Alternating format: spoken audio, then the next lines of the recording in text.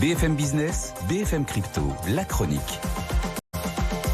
Et on retrouve Antoine Larigauderie en direct d'Euronext. Antoine, le marché des cryptos, c'est un peu comme celui des actions. On a du mal à rebondir ces jours-ci.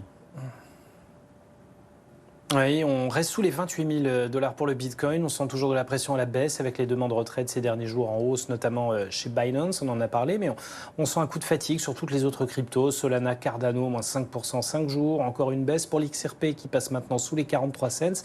Et l'Ether qui baisse aussi, mais qui reste quand même au-dessus des 1800 $. Ouais, l'Ether qui fait beaucoup parler d'elle en ce moment parce qu'il y a d'abord une hausse du rendement et puis une raréfaction des cryptos. Oui, alors c'est plutôt contre-intuitif. Vous dites un actif qui rapporte plus de rendement, qui est attractif au point que sa quantité diminue sensiblement, le cours devrait monter. Non, on est dans le monde des cryptos, rien ne se passe pareil. Depuis sa dernière mise à jour Shanghai, l'Ether devient bien plus attractif pour l'activité, comme on l'a appelé, de staking, c'est-à-dire des Ethers qu'on achète, qu'on met de côté pour qu'elles délivrent du rendement via les smart contracts.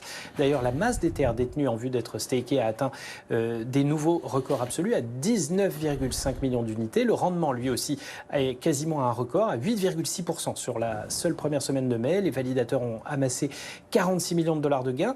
Et du coup, l'Ether devient une monnaie moins disponible qu'avant sur les grandes plateformes d'échange. Leur nombre tombe à 26,5 millions d'unités, une baisse de 10% par rapport à janvier, remarquent les analystes de Nansen. Bref, la grande vague de liquidation qu'on prédisait avec la dernière mise à jour n'a pas eu lieu. Au contraire, simplement, elle a effectivement accru l'attrait de la pratique du staking, ce qui fait que l'utilisateur préfère laisser tranquillement ses Ethers fructifier à l'abri plutôt que de les conserver sur des plateformes qui sont, elles, soumises à une pression réglementaire accrue. Merci Antoine, journée spéciale.